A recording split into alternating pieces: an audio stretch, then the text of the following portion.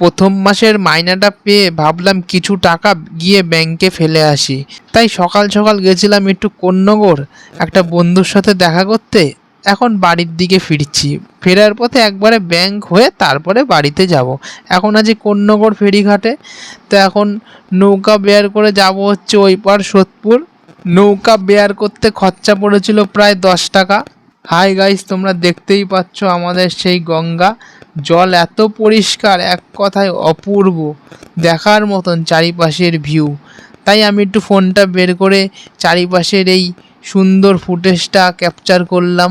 আর এই সুন্দর দৃশ্য দেখতে দেখতে চলে আসলাম পানিহাটি ফেরিঘাটে। এখন অটো ধরে যাব হচ্ছে সোদপুর ব্যাংক অফ বরোদা ব্রাঞ্চে। এখন ব্যাংকের কাজ কমপ্লিট করে বাড়ি যাব।